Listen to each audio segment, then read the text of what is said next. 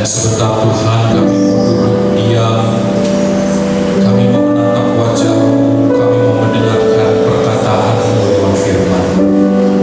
Kami tahu hidup kami Tuhan ditopang, hidup kami dibenarkan, hidup kami diberi kesukaan karena firman. Sematkan firman ini Tuhan dalam hati kami, dan Roh Kudus biarlah meremakan setiap firman yang kami dengar, sehingga hidup kami boleh berpadangan dengan firman Tuhan. Urapi hamba-Mu Tuhan, kuduskan hamba-Mu Tuhan, sehingga setiap perkataan yang hamba-Mu boleh utarakan, maksud dan tujuan-Mu tersampaikan dengan bahasa yang paling sederhana, dengan bahasa yang mudah dimengerti. Sembunyikan hamba-Mu di balik salib, biar salib yang terpancar terang dalam kehidupan anak-anak-Mu. Terima kasih Aba, kami siapkan hati kami, pikiran kami untuk menerima kebenaran firman Tuhan di dalam nama Tuhan kami Yesus Kristus. Kita yang siap mendengarkan firman Tuhan bersama-sama kita katakan amin. Silakan duduk. Bapak Ibu Saudara yang terkasih, salam bagi kita semua. Salam damai sejahtera bagi kita semua. Merdeka. Ya, semalam kita merayakan yang ke-79 ya. 79 ulang tahun kemerdekaan Republik Indonesia. Bersyukur di tengah kemerdekaan ini Tuhan masih pilih gerejanya di Medan ini boleh memuji dan memuliakan Tuhan. Bapak Ibu Saudara yang terkasih, kita berdoa supaya hari demi hari ke depan bangsa kita semakin maju, semakin dipakai Tuhan menjadi umat kesayangan. Amin. Dan saya juga menyapa teman-teman yang menonton dari live streaming. Salut bagi kita semua, dimanapun Bapak Ibu sedang berada, dalam kondisi apapun, kiranya kasih Tuhan memberkati kita semua.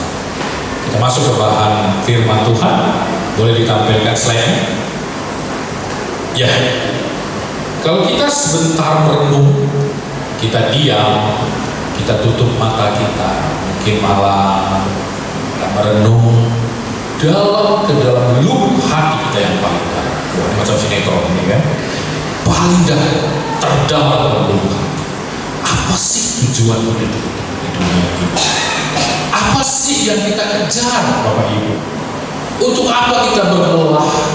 Untuk apa kita berusaha? Ask yourself, tanya kepada diri kita. Masuk ke dalam lubuk hati kita yang paling dalam. Kita akan temukan satu kata di dalam hati kita. Kita ingin bahagia. Semua manusia di muka bumi ini punya tujuan hidup ingin bahagia. Amin. Coba sini siapa yang mau bahagia, coba lambaikan tangan. Semua kita mau bahagia. Ya, kita bekerja karena kita tahu dengan pekerjaan kita akan menghasilkan sesuatu yang akan membawa kita kepada kebahagiaan. Kita berumah tangga, kita tahu dalam rumah tangga kita akan menghasilkan sebuah kebahagiaan. Kita bekerja keras, kita tahu bahwa kerja keras kita akan menghasilkan yang namanya bahagia. Bahagia. Next. Dan untuk itulah manusia itu katanya the pursuit of happiness, mengejar yang namanya kebahagiaan, mencari yang namanya kebahagiaan. Ini film Bapak Ibu, ya boleh ditonton. Saya pernah putar film ini di YouTube di Jawa, terus kita masih di gereja di Meraja. Saya harusnya STTS sini Iskandar. Saya pernah putar film ini di YouTube. Bagaimana seorang bapak itu adalah orang yang sangat ingin membahagiakan anaknya. Nanti boleh nonton ya. Ini film yang bagus, inspirasi supaya kita bekerja keras, ya kan? Ya, karena anak juga boleh nonton film bioskop tidak haram, ya kan?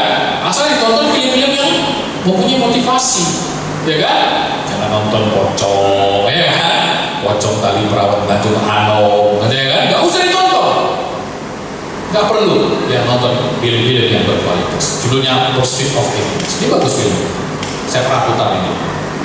Ya, bahagia adalah satu kata dalam hati kita yang kita akan kejar dalam kehidupan kita. Iya, seorang ibu dijualnya sawahnya, dijualnya ladangnya, lembunya dijual segala macam supaya anaknya masuk sekolah pilot. Saya tanya, kenapa Bu? Iya, supaya nanti kalau dia sudah lulus, dia berkeluarga, dia tidak susah-susah lagi untuk bekerja, dia sudah punya pekerjaan dan dia akan berbahagia, kata seorang ibu. Doa yang luar biasa. Inti dari segala perjuangan kehidupan kita di dunia ini, kita mau kita bahagia. Amin. Amin. Semua setuju bersama saya? Amin. Kita mau berbahagia. Kita mencari kebahagiaan itu. Dan hari ini kita datang ke tempat ini, kita angkat tangan kita naikkan syukur kita karena kita tahu bersama Tuhan kita pasti berbahagia. Katakan amin. Amin. Next slide. Pertanyaannya, salahkah?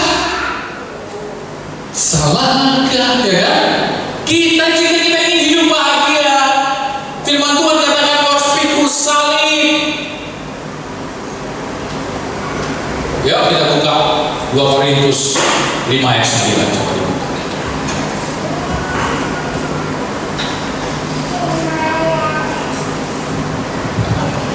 Berat. Iya, 2 Korintus. Benar ya? 2 Korintus 8 kan, berkabung kan? 2 Korintus 8 ayat 9, sorry. Ayo, kita baca bersama-sama. 2, 3, sudah dapat semua? Yang sudah menemukan katakan haleluya. Haleluya. Oke, kita baca 2, 3. Ya, karena kamu telah mengenal kasih karunia Tuhan kita Yesus Kristus, bahwa Ia yang oleh karena kamu menjadi miskin sekalipun Ia kaya, supaya kamu menjadi kaya oleh karena kemiskinannya. Ternyata Bapak Ibu, tujuan Tuhan datang ke dunia ini agar setiap orang percaya kepadanya itu bisa berbahagia. Tuhan datang ke dunia ini, Dia yang sungguh luar biasa, maha kuasa, datang ke bumi ini rela menjadi miskin supaya kita menjadi kaya. Satu-satu tujuannya datang ke dunia ini agar kita ini berbahagia. Katakan bersama saya, berbahagia. Itu kenapa ketika Tuhan Yesus baru selesai memberi makan 5.000 orang, semua sudah kenyang, sudah gitu ya kan? Nah gitu kalau kita orang Batak kan, itu tandanya kenyang ya kan? Kalau Jawa jangan sampai gitu ya, bisa kena usir kita ya kan? Udah kenyang semuanya. Maka Tuhan Yesus naik ke atas bukit. Khotbah pertama kali diutarakan Tuhan Yesus adalah berbahagia. Haleluya. Dia ingin kita semua berbahagia. Untuk itu Dia naik ke atas salib, dipaku, berdarah, mati, mengalami siksaan, supaya siksaan yang harusnya datang kepada kita itu boleh tebus dan kita hidup dengan kebahagiaan. Haleluya. Makanya jangan ada orang yang nggak mau lagi pakai lambang salib, pakai aja. Kalau di rumah ada kalung salib, pakai. Kalau di rumah ada salib, taruh. Karena itu adalah lambang kebahagiaan. Lambang kebahagiaan. Jadi Tuhan itu tujuannya jangan mau dikencengkan oleh iblis. The major purpose, tujuan utama Tuhan datang ke bumi ini agar kita semua yang percaya itu bisa bahagia. Agar kita semua bisa tertawa bersama Tuhan. Haleluya. Amin. Tujuan Tuhan datang ke dunia ini agar setiap orang yang percaya kepadanya itu berbahagia. Oke, next. Lalu dengan kata lain, tadi Tuhan, terima kasih Tuhan Yesus, kau yang kaya, rela jadi miskin, supaya aku jadi kaya. Haleluya. Kapan kekayaan itu datang ya Tuhan? Kita bilang. Apa yang membuat kita bahagia kalau begitu?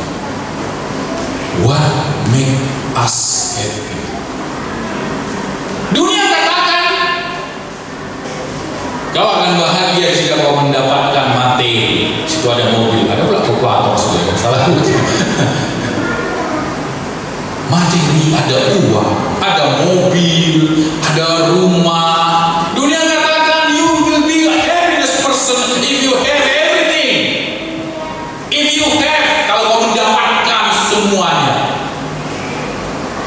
manusia bisa mendapatkan semuanya Bapak Ibu? Kalau kita punya 5, ada orang punya 10, ada yang punya 10, punya 100, tak terhingga. Sehingga kebahagiaan di dalam dunia ini sesuatu yang semu, not real, tidak nyata. Dunia katakan, apa yang membuat kau bahagia? Kalau kau mendapatkan sesuatu, kau mendapatkan istri yang cantik, suami yang ganteng, ya kan? Punya warisan, ya kan? Berwibawa, bawa mobil, bawa handphone, bawa perhiasan, itu dunia katakan. Kalau tidak, kamu tidak berbahagia.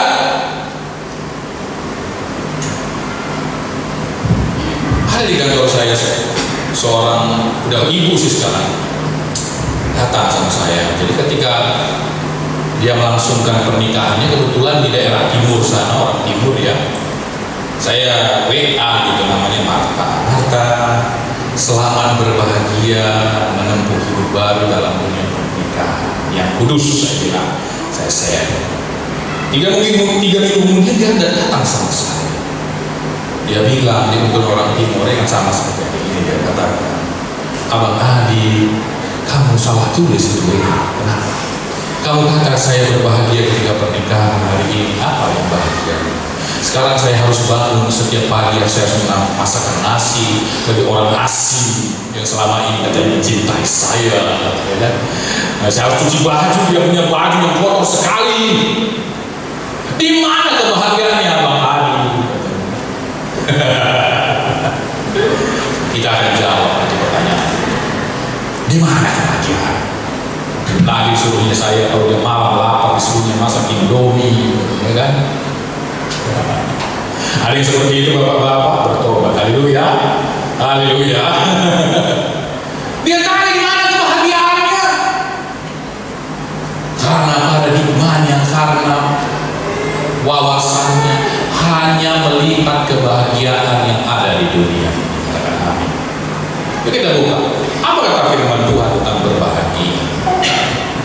Ini khotbah saya yang kedua tentang bahagia. Sebenarnya ada 5 khotbah saya, chapter 5 nanti. Ini baru chapter yang kedua. Next. Karena begitu penting bahagia itu kan Bapak Ibu. Semua kita mau bahagia, amin. Semua kita mau tertawa bersama Tuhan, ya kan? Tuhan boleh menangis bersama Tuhan, boleh juga tertawa bersama. Nah, apa yang membuat kita berbahagia? Kita bukanlah kalau gitu firman Tuhan Matius 5 yang kita buka. Ayo, Matius 5 ayat 5 sampai 9. Nah, kalau tadi dunia katakan kau akan berbahagia jika engkau mendapatkan sesuatu, engkau dapat suami yang keren, mukanya seperti Lee Min Ho, ya kan? Siapa sih yang tahu Lee Min Ho? Gak ada, mungkin gak seumur ya kan? Istri yang cantik, yes, bahagia. Tapi apa firman Tuhan katakan di sini? Ini judul perikopnya apa? Ucapan berbahagia, ya kan? Kita harus berbahagia, ya. Amin. Ucapan berbahagia. Ini khotbah pertama Tuhan Yesus ketika dia naik ke atas bukit. Kita baca ya, mulai dari 5 sampai 9. 2, 3, ya. Berbahagialah. Lanjut.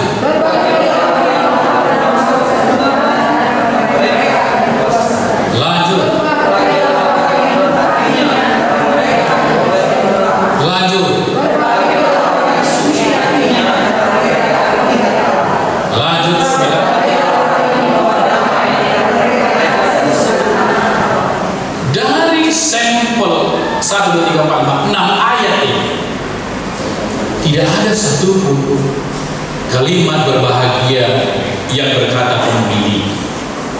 Tapi dari 6 ayat ini kenyataannya berbahagia itu adalah melakukan sesuatu. Katakan amin. Amin. Kalau dunia katakan kau akan bahagia ketika kau mendapatkan sesuatu, kau mendapatkan uang, kau mendapatkan promosi, kau mendapatkan rumah, kau mendapatkan properti. Tapi firman Tuhan katakan kau akan berbahagia jika kau melakukan sesuatu di hadapan Tuhan, yaitu firman Tuhan. Katakan amin. Amin. Itu kenapa tadi kita jawab dari pertanyaan kakak Marta tadi. Kenapa berkeluarga itu sebuah kebahagiaan? Karena kita melakukan sesuatu yang Tuhan perintahkan. Karena satu katanya tidak baik, jadi harus berdua. Karena di dalam keluarga ada kebahagiaan. Bapak saya yang lalu masih ingat, kebahagiaan keluarga itu merupakan wadah bagi kebahagiaan kita. Amin. Di mana ada keluarga, di mana ada anak-anak, di mana ada orang tua, itu merupakan sumber kebahagiaan. Saya ada sebuah contoh dari hidup saya. Bapak Ibu saudara yang terkasih, gila kemarin sama ibu baru pulang dari Bali, ya kan bilang, muji mah, kel mah, muji lekel, indah luar biasa. Suatu masa saya didisposi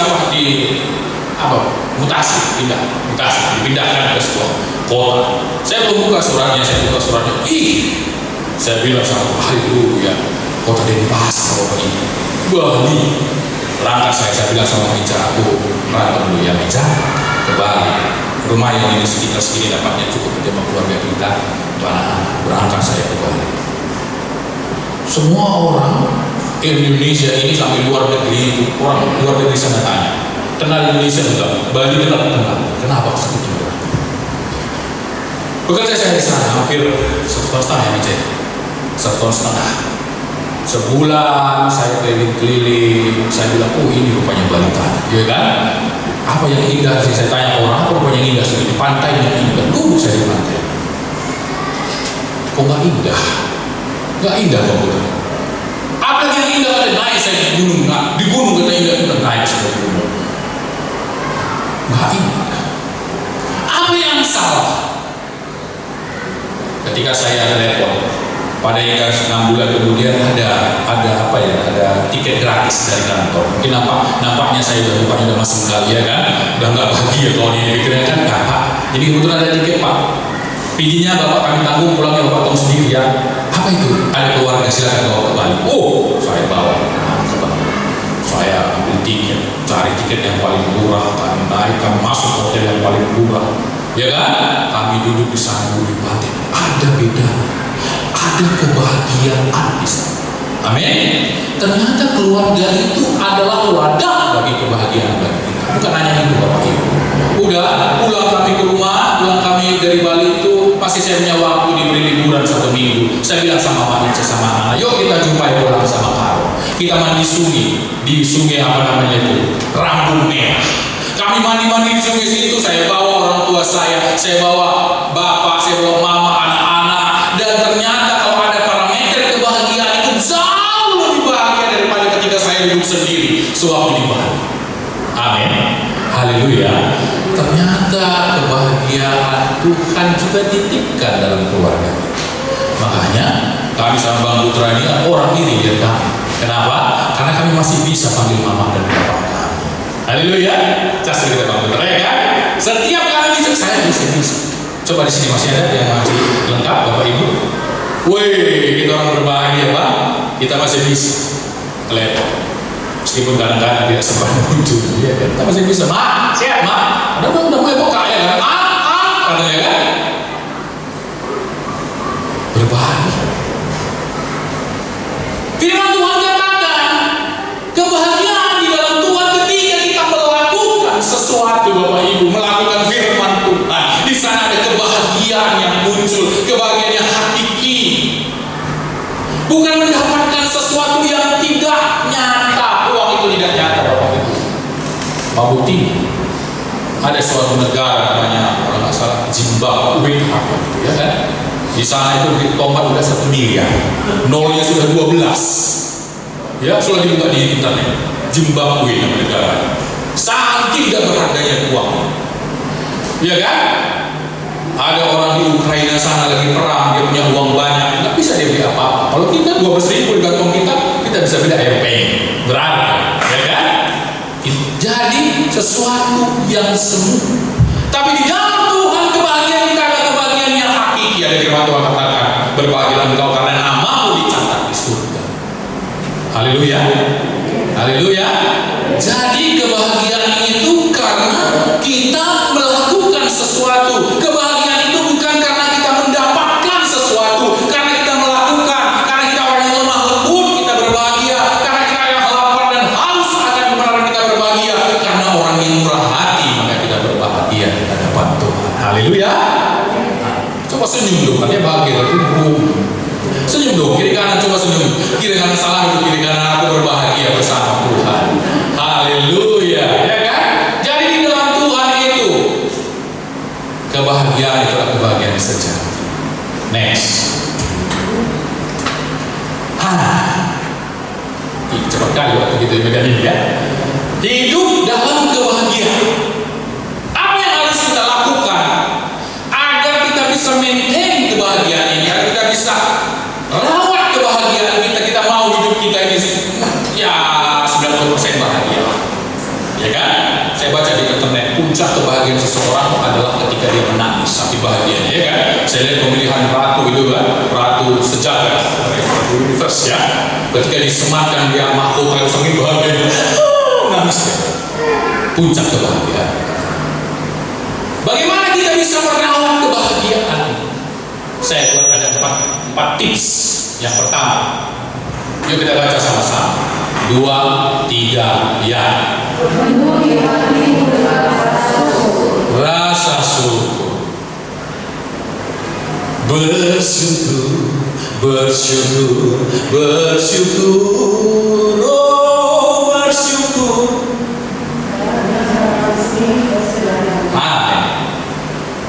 Hampir 4 hari saya menjaga bapak di ICU karena mendadak dia kena serangan jantung.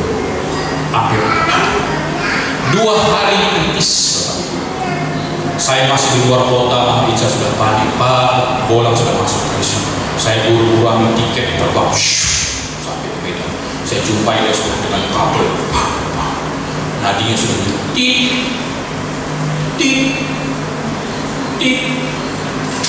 setiap 40 menit sekali penjaga memanggil saya. Setiap 40 menit sekali saya berdoa, saya terjaga terus.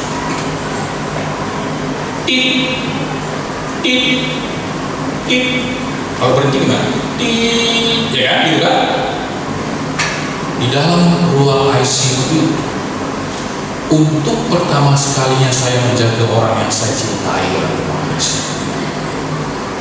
Untuk pertama sekali saya pegang, Pak, dia masih sadar, doakan Bapak ya. Ya. Saya lihat sekeliling sama bunyi ringtone, sama ringtone, orang normal kayak masih atau titip nggak tahu saya, ya kan? Sama ringtone-nya semua. Saya lihat ada yang masih sadar, saya lihat ada yang sudah tidak sadar. Saya pegang tangan. Saya bilang, Pak, percaya sama Tuhan. Ya, ada beberapa dari kita juga datang mendoakan. Terima kasih. Dan sejak saat itu, setiap bangun pagi, saya pegang dada saya. Oh, enggak kayak gitu ringtone-nya Tuhan saya bilang. Masih lahir ringtone-nya Tuhan, terima kasih Yesus. Kok masih izinkan aku hidup hari ini. Dan ketika hari mulai, saya bersyukur ya dapat. Saya punya Tuhan yang luar biasa. Amin. Amin. Itu yang pertama. Yang kedua, pasca tsunami itu 2007 ya, 2006 ya. 2006, 2007 saya itu berangkat. Padahal Bapak suka marah-marah sama saya. Yang namanya BRR, Badan Rehabilitasi dan Rekonstruksi Aceh. Saya berangkat karena gajinya gede aku. $, berangkat saya, ya kan? Kata Bapak berangkat saya bilang, ya kan? Sampai di sana itu udah pura-pura ada kita. Udah pura-pura ada. Maaf cakapnya, udah bergelimang naik-naik dari sini. Ada satu tempat itu di daerah pinggiran bandar itu berkumpul dekat masjid, sekarang itu masjid apa? Masjid Agung lah namanya, berkumpul orang sana. Jadi kami begitu sampai, ditanyalah, ada yang luka, Bapak Ibu, saya ditanya, saker kami, ada yang luka? Tidak ada, Pak. Apa yang kira-kira perlu? Pak, kami sudah 3 hari tidak makan. Dalam Yesus. Bukan mukanya sudah mulai pucat. Minum ada air Pak, tapi sudah bau air karena mayat di mana-mana. Maka kami kontak ke Medan. Maka Medan itu terbangkan dengan Chinook, dulu namanya pesawat Amerika yang bantu sana, ada Chinook, helikopternya double, baling-balingnya dulu. Buat apa nih? Jatuhkannya beras. Sorry, bukan beras, apa namanya itu? Kayak kotak itu isinya beras dari Amerika, hingga campur air katanya. Ya, berasnya itu bulirnya lebih besar. Jatuhkannya, terus kami ambil, kami buat cari yang namanya belanga untuk masak. Ya, belanga untuk masak. Jadi kami cari air yang bersih, nggak ada juga kami kelempar lagi. Jadi butuh 1 hari lagi untuk mereka supaya bisa makan. Udah, kirim lagi air. Baru begitu air dimasukkan, nasi dididihkan. Tahu Bapak Ibu yang terjadi? Ada sekitar 15-20 orang yang mengelilingi belanga kami. Begitu laparnya mereka. Dikelilinginya belanga kami. Baru dimasukkan beras tadi Bapak Ibu, baru air belum mendidih, dia sudah kelilingi belanga kami. Itu saking lapar. Saking lapar. Dan gelembung pertama dia berkata, alhamdulillah. Gelembung pertama dari depan. Dari sejak saat itu, saya selalu bersyukur ketika saya makan. Saya makan di warteg. Saya lihat kalau warteg itu kan touchscreen gitu, ya kan? Ada jenis televinya tinggal tit, bu ini bu datang di depan kita, gitu ya. Ada orang yang datang. Enak saya rasa. Makan dimanapun enak saya rasa karena pernah pengalaman seperti itu.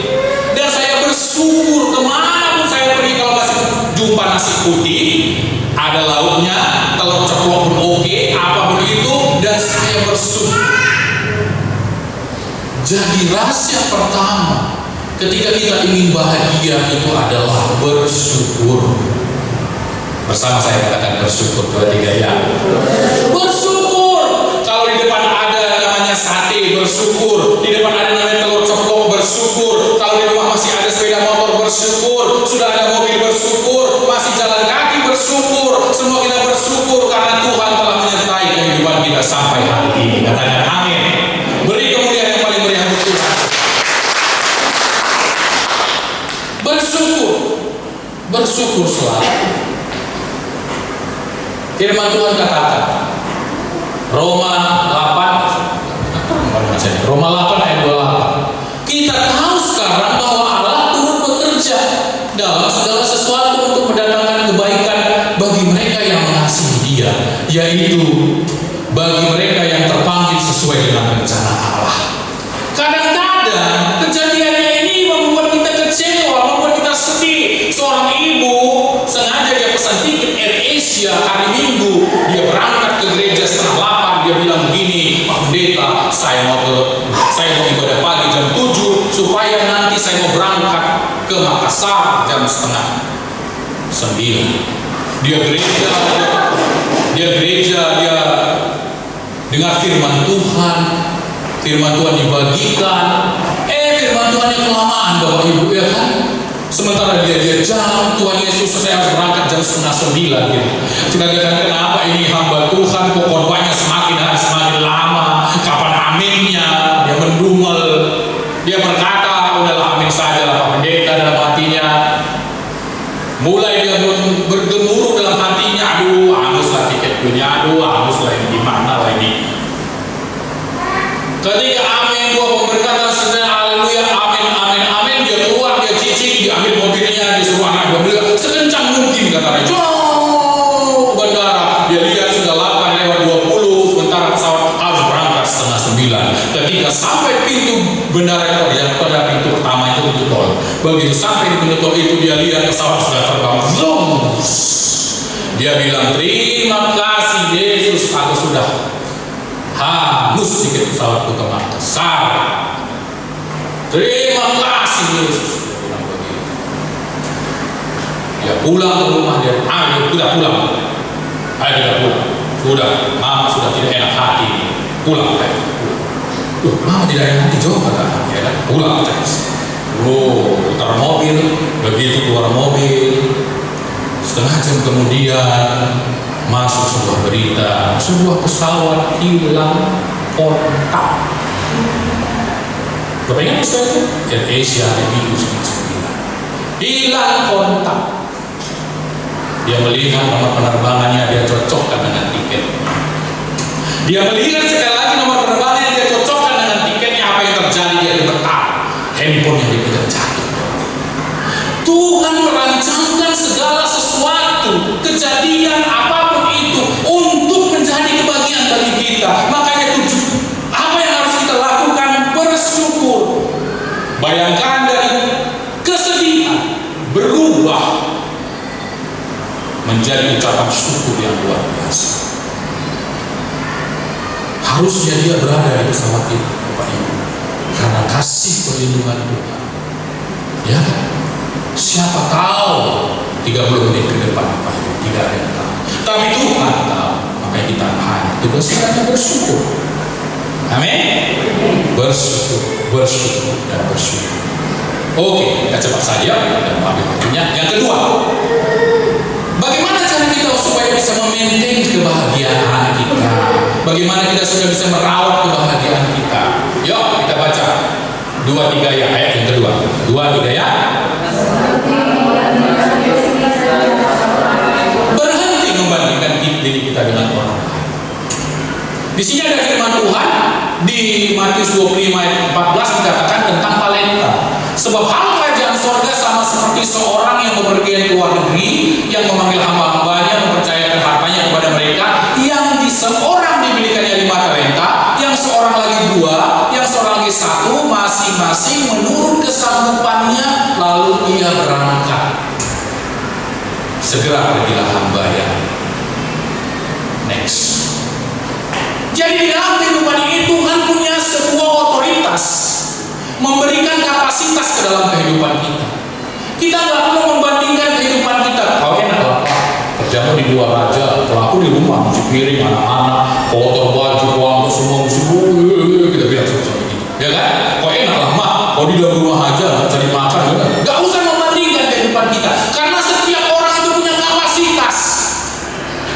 Ada teman saya, kebetulan dia itu tamatan dari universitas yang paling mentereng di Indonesia. Dia bilang, apa rahasianya? Siapa yang berjilat ya? Kalau dari segi akademis masih aku lebih tinggi. Kok bisa kau yang naik? Nggak perlu kita membandingkan hidup kita dengan orang lain. Kita ini masing-masing kita ini spesial di hadapan Tuhan. Katakan amin. Amin. Masing-masing kita ini spesial dengan kapasitas kita, dengan tanggung jawab kita spesial di hadapan Tuhan. Tapi tidak tertutup kemungkinan Tuhan bisa ubah kapasitas kita. Percayalah Bapak Ibu, yang 5 talenta itu berasal dari 1 talenta. Karena dia rajin di hadapan Tuhan, dia takut di hadapan Tuhan, dia setia bersama Tuhan. Tuhan bisa ubah. Sepanjang kita bisa tidak membandingkan kehidupan kita dengan orang lain, apalagi kita membandingkan keadaan keluarga kita dengan keadaan keluarga selebriti, stres. Pak, kapan nih kita jalan-jalan dengan influencer ini Pak ya? Dia sebulan sekali jalan-jalan ke Turki, kita bilang. Kita tuntungan belok kiri aja ya kan? Stres. Berhenti membandingkan diri kita dengan orang lain, karena setiap kita punya kapasitas, setiap kita punya tanggung jawab, setiap kita spesial di hadapan Tuhan. Setiap kita spesial di hadapan Tuhan. Next, kita cepat aja ya. Yang ketiga, 2-3 ya.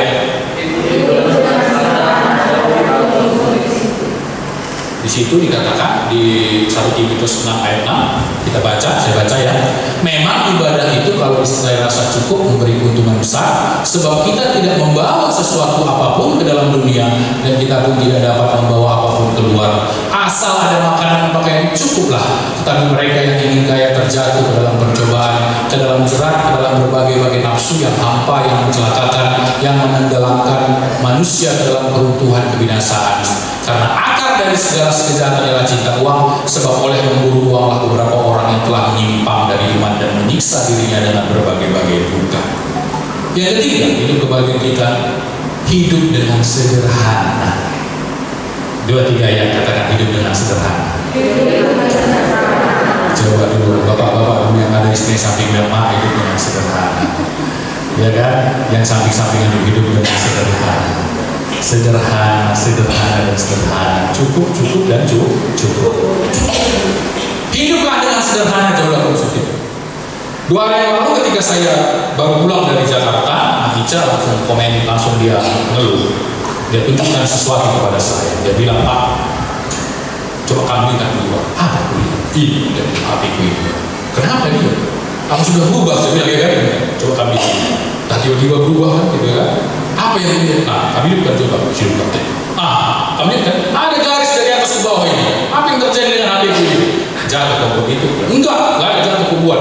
Dibuka aja, berbayang-bayang kan bilang. Sementara aku mau jualan di sini. Harus ada posting, harus buat nanti konten dari sini katanya. Cuman gitu Pak. Kalau gitu, ayo kita pergi. Bilang, kita tengoklah HP, ke toko HP. Pergilah kami mana? Ke Gatus Broto. Masuk kami ke dalam, tengok-tengok yang mana yang bagus, yang menengah, yang cukup bagi dia, yang cukup bagi dia untuk bekerja, kita pilih. Ternyata Bapak Ibu, karena mungkin saya sudah ketuaan ya, nggak anak muda lagi kayak si Apri atau si Rika. Ketika masuk ke toko handphone itu saya terkejut. Saya lihat, ada handphone harga 1 miliar. Iya kan? Ada handphone harga 35. Itu satu kereta kan? Satu sepeda motor kan? Haleluya. Dari harga yang mungkin sekarang ada yang 2 juta sampai harga 30 juta. Firman Tuhan katakan cukupkan kebutuhanmu. Kalau hari ini kebutuhanmu hanya untuk bikin konten, hanya untuk posting, hanya untuk ngambil gambar, cukupkan. Tapi berbeda dengan yang lain, mungkin ada orang yang butuh ya Bang Putra ya, yang butuh yang 35 tadi, tangan semana hebatnya juga sudah tahu saya. Cukupkan dengan apa yang ada. Hiduplah dengan sederhana, sehingga hidupmu itu di firman Tuhan katakan di ayat 10 dikatakan sebab memburu orang yang telah menyimpang dan menyiksa diri. Saya semua punya seorang teman alumni satu sekolah, kami alumni, dia itu sepertinya terjerat seperti hal ini. Asal muncul handphone versi itu, iPhone itu versi yang baru, badannya sudah gemetar. Kapan saya beli? Kapan saya harus beli? Kenapa saya tidak bisa beli? Terjerat. Cukupkan. Ada juga teman saya pernah jadi, ayo kita pergi ke toko handphone. Saya pikir pergi ke toko Samsung, iPhone, rupanya ada toko handphone itu handphone spesial, Alcatel namanya. Saya mau beli handphone, katanya, ayo berapa harganya handphone? Wah, agak mahal sih. Berapa? 125 ribu juta BN. Apa itu? Apa yang saya pikirkan? Untuk apa itu? Ini handphone ini khusus. Kalau saya nanti pergi ke tempat, ke pedalaman, ke tambang-tambang, ini bisa menghubungi karena ini handphone ini langsung ke satelit. Wah, ini berarti dia butuh. Itu kebutuhannya, ya kan? Jadi setiap kita sama seperti kapasitas tadi, setiap kita Tuhan tempatkan kapasitas. Bagi dia 125 itu cukup, bagi kita 5 juta pun cukup. Amin. Jadi kalau dia mau telepon, itu mungkin teleponnya besar, dimanapun dia berada, di tengah laut selama, di hutan, dimanapun dia bisa telepon. Itu kebutuhan. Hidup sederhana, jauh konsumsi. Ya, apalagi sekarang kita dididik dengan yang namanya online shop. Di depan tangan kita, scroll, bagus cekrek, bagus cekrek, masuk lagi. Ya, next. Yang terakhir, ini yang paling.